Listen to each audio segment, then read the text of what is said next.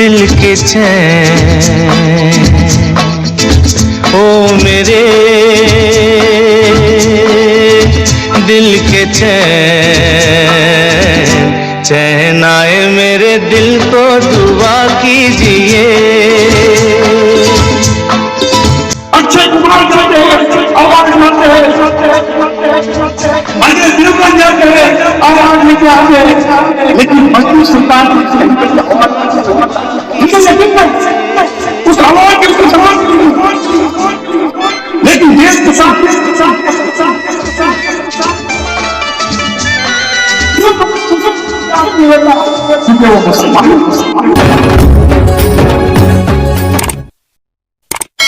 नमस्कार, मैं निशान अंसारी मौसम महाराष्ट्र उसके साथ में, और आज हम बांद्रा के रंग शारदा के अंदर मौजूद है। और जिस तरीके से शाने Majrooh Sultanpuri legend man of the lyrics of the India, और जिस तरीके से आज यहाँ पर जो है हाजी अरफात जी है, अंजलि सुल्तानपुरी जी है, और यहाँ पर भाई मैं आपसे ये पहला सवाल ये करना चाहूंगा कि आज जिस तरीके से मजरू सुल्तानपुरी जी के 100 ईयर्स को याद किया जा रहा है, आखिर इसके याद करने का बड़ा रीजन क्या है? देखिए, कैसा याद किया नहीं जा रहा है। आज उनके 100 साल जन्मदिन के पूरे हुए, आज इसीलिए अंजलि सुल्तानपुरी जी ने प्रोग्राम रखा और जन्मदिन मनाया गया है। बाकायदा केक वगैरह काटे, इसमें कई IAS IPS हर तबके का, हर शोबे का, जितने लीडर हो गए, हर पार्टी के सभी लोग इसमें शामिल थे। मजनू सुल्तानपुरी एक ऐसा नाम है कि उर्दू अदब का एक बादशाह, जिसको कहते थे कि जिसने देश और दुनिया के अंदर हिंदुस्तान का नाम पहुंचाने का उन्होंने कोई कसर और कोई कमी नहीं छोड़ी। हर वक्त पे मजनू सुल्तानपुरी आते रहेंगे और हमेशा ता कयामत तक मजनू सुल्तानपुरी का नाम इस देश और दुनिया में जरूर रहेगा। इसीलिए खासतौर पर आज उन्होंने कहा कि हाजी भाई आपको इस प्रोग्राम में आना है, और अंजलि सुल्तानपुरी जी जो है वो बहुत करीबी दोस्त है, कई साल पुरानी हमारी दोस्ती। तो 100 साल उन्होंने कहा कि मेरे वालिद का जन्मदिन, जब वालिद का नाम आता है तो हाजी अरफात से कभी रुकता नहीं। मैं बिल्कुल बेबाक तरीके से यहाँ पहुंचा। पहुंचने के बाद जब मैं अपने घर से जब निकला तो मैं कुछ पढ़ रहा था, देख रहा था कि मजनू सुल्तानपुरी इतना बड़ा नाम जिन्होंने 5000 से ज्यादा गाने लिख दिए। एक सुल्तानपुर का एक व्यक्ति मुंबई शहर में आता है, एक उत्तर प्रदेश का एक बेटा आता है और 5000 से ज्यादा गाने लिख जाता है। रुक जाना नहीं तो कभी हार के, कांटों पे मिलेंगे साहेब हार के। और मुंबई शहर के अंदर जब जाता है, हाजी अली से निकलता है, दादर की तरफ जाता है, डहेंडी देखता है और डहेंडी पे वो कहता है कि मच गया शोर चारी नगरी रे, आया बिरज का बाका समाज तेरी कगरी रे। एक मूंगी को देखते अपने चाय देने वाले को कहता कि ये मूंगी को यहाँ क्या कहते हैं महाराष्ट्र में, तो उन्होंने कहा मुंगड़ा, और मुंगड़े के ऊपर मुंगड़ा गाना लिख देता है। यह अजब बात है। माननीय बाला साहब ठाकरे जी ने उनको एक दिन कहा, बुलाया और चाय पीते पीते कहा कि मुंबई शहर पे भी एक मजनू जी गाना लिख दिए, और उन्होंने लिखा ये बच के हट के जरा मुंबई मेरी जा। मुंबई शहर के ऊपर उन्होंने एक अद्भुत गाना लिख दिया कि है दिल मुश्किल जीना यहाँ, हट के जरा बच के मुंबई मेरी जा। बाला साहब के कहने पर उन्होंने लिख दिया। हर शोबे में गाना, 100 साल का व्यक्ति और 18 साल का एक बच्चा भी गाना गाता है, जिसको कर कहते हैं। जब उन्होंने अंजलि सुल्तानपुरी को देखा और कहा कि पापा कहते हैं बड़ा नाम करेगा, बेटा हमारा ऐसा काम करेगा, उन पे भी उन्होंने लिख दिया। ये सारी चीज जब हम देखे, पहला नशा पहला खुमा, अगर जा रहे थे ताज होटल से करीब तो जगह जगह पे प्यार करने वाली जोड़ियां बैठी, तो उनके ऊपर उन्होंने लिख दिया पहला नशा पहला खुमा। ये एक अजब बात थी। मतलब एक व्यक्ति जिनके दिल में, दिमाग में इतनी सारी चीजें रहती थी। लगभग मोहम्मद रफी साहब के सारे गाने लगभग मजनू सुल्तानपुरी साहब ने लिखे, लता मंगेशकर जी के, आशा भोसले जी के कई गाने ऐसे सुपरहिट गाने, और लगभग मैं समझता हूँ 5000 गाने और 5 के 5000 सुपरहिट। यह अपने आप में एक बड़ी बात है। कुछ दिन पहले भारत के प्राइम मिनिस्टर कह रहे थे, मैं तो चला था जाने में मंजिल मगर, लोग आते गए, कारवां बढ़ता गया, और उन्होंने मजनू सुल्तानपुरी जी का नाम लिया, अमिताभ बच्चन जी ने नाम लिया, लता मंगेशकर जी ने नाम लिया, लेकिन मजनू सुल्तानपुरी को भूल गए। ये कहीं ना कहीं दुख होता है। इसलिए आज मैं मेरा दुख बयान किया कि कंगना रावत को तुमने याद कर लिया, लेकिन मजनू सुल्तानपुरी को कोई याद नहीं किया क्योंकि वो मुसलमान है। ये कहीं ना कहीं दिल में चुभन होती है। जिन्होंने इस देश को दिया, मजनू सुल्तानपुरी ने दिया। एक उत्तर प्रदेश का बच्चा एक आता है और सुल्तानपुर से एक नई दुनिया बसाता है। एक शायर पढ़ता है, एक शेर पढ़ने के बाद हमारे चाचा नेहरू, रिस्पेक्ट से कहूंगा, हमारे चाचा जी की शान में गुस्ताखी हो गई। उन्होंने मजनू सुल्तानपुरी को 2 साल जेल डाल दिया।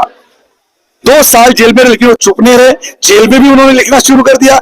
उनकी कलम को कोई रोक नहीं सकता, उनके दिमाग को कोई रोक सकता, उनकी जबान को कोई रोक सकता, उनकी आंखों को कोई रोक नहीं सका। और जब वो 2 साल के बाद जब वो अपने घर लौटने के बाद तब तक के कानून बन गया फ्रीडम स्पीच का, और देश में लोग फ्रीडम स्पीच करने लगे, मीडिया फ्रीडम स्पीच करने लगी, शायर फ्रीडम स्पीच करने लगे। लेकिन दुख की बात यह, फ्रीडम स्पीच का कानून तो आ गया, लेकिन उस मजनू सुल्तानपुरी को लोग भूल गए। ये कहीं ना कहीं दुख हुआ।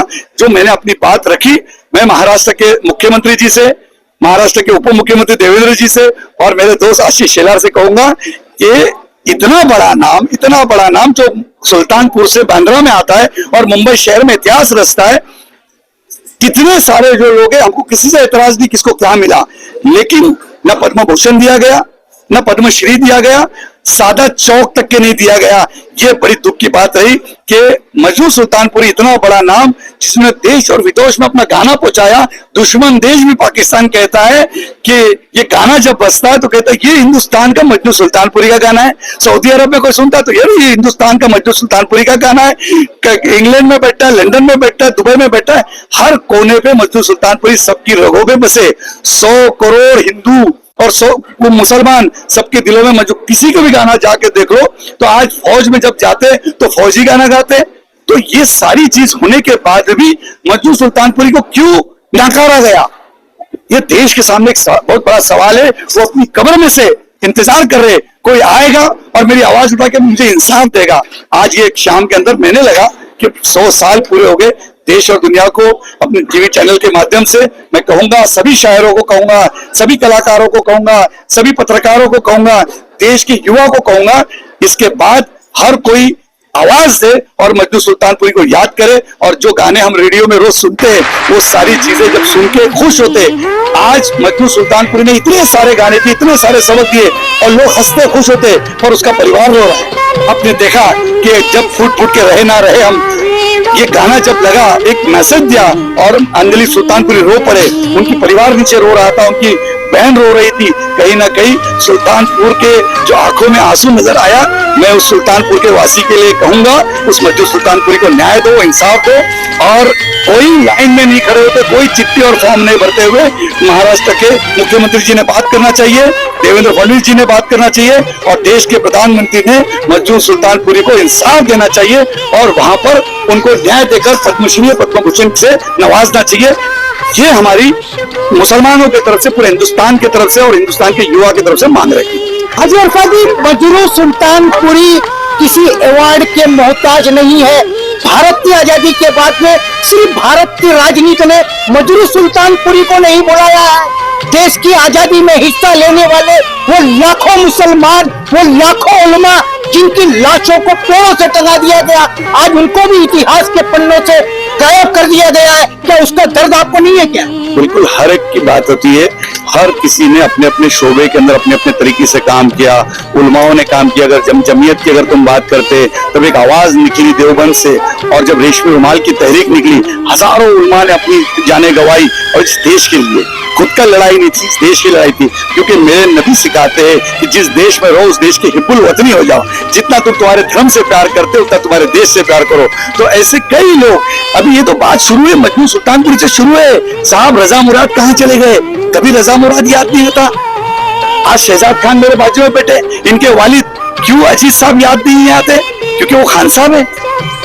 टीवी पे नजर आ गए, चैनलों पे नजर आ गए, लेकिन दिलों में क्यों नजर नहीं आ रहे? तो ऐसे बहुत सारे जो लोग पर्दे के पीछे रद्दी पेपर में फाइलों में बंद है, वो फाइलों में बंद करने का काम हाजी अरफा से करेगा। शुरुआत मजनू सुल्तानपुरी से की और मुझे यकीन है कि मजनू सुल्तानपुरी एक ऐसी आवाज है, इस आवाज के जरिए सारे मुसलमानों की आवाज होगी। उन्होंने एक ऐसी आवाज बुलंद की, हर शोबे के अंदर अपनी बात रखने का काम किया और वो बात हम इस तरीके से रखेंगे।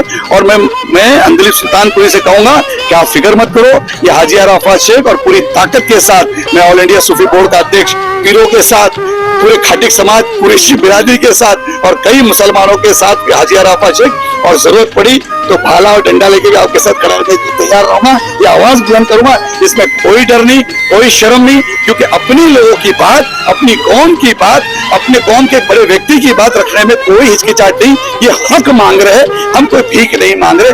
हक मांगना और हक दिलाना, अगर हम समझते हैं कि दुनिया में अल्लाह तबारक तआला ने हमको भेजा, उस ओहदे पे पहुंचाया, उस ओहदे पे अगर हमारी बात अगर सुनी जाएगी तो इस प्लेटफॉर्म पे हाजी अराफात बोलेगा जरूर, उसकी बात बड़ी दूर तक जाएगी। बात निकली है तो बड़ी दूर तक जाएगी, ये 100% मुझे यकीन है। और मजरूर सुल्तानपुरी साहब को इंसाफ मिलेगा। मजरूर सुल्तानपुरी साहब को इंसाफ मिलेगा। 100वें साल के जन्मदिन पर अंदलीब सुल्तानपुरी जी जो उनके सुपुत्र हैं, उनके बेटे हैं, और आज कहीं न कहीं लोगों का प्यार देख करके उनकी भी आंखों में आंसू छलक आए। मैं अंदलीब के आपसे जानना चाह रहा हूं कि 100 साल से जो व्यक्ति अपने न्याय के लिए वंचित रहा, आपको ऐसा कैसे लगा कि एक मर्दे मुजाहिद ऐसा भी मिलेगा जो मेरे पिताश्री को कहीं ना कहीं सम्मान दिलाएगा भारत? मेरा इस विषय पे सिंपल एक सीधी बात कहना है, जो मैंने कहा था लेकिन ठीक से नहीं कह पाया उस वक्त, क्योंकि मैं बहुत भावुक था कि एक औलाद जब अपने बाप से इतना प्यार करे, पागलों की तरह प्यार करे, और फिर उसके लिए उसको दर्द रहे, लेकिन वो नहीं चाहता इसको आगे कैसे ले जाए।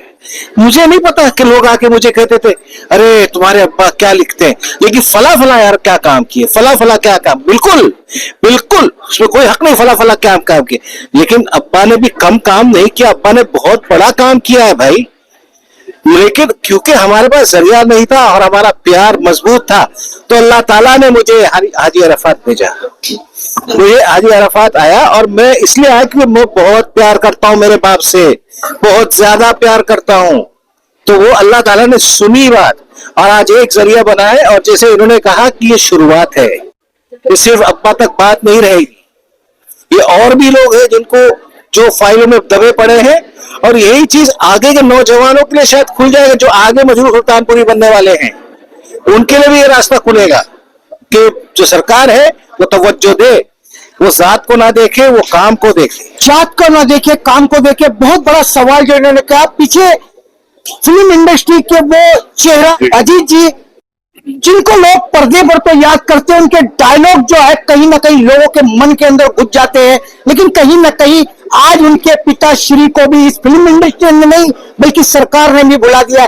क्या लगता है कि एक शुरुआत अंदलीब सुल्तानपुरी जी ने की है हाजी अरफात जी को लेकर के, और हाजी अरफात जी तो आपके समझो कि पगड़ी पलटा जा रहे हैं। क्या लगता है कि इसी कड़ी में आपके पिताजी को भी न्याय मिल पाएगा क्या? इंशाल्लाह जरूर मिलेगा, क्योंकि हमारे साथ सिकंदर है, जो जीता वो सिकंदर।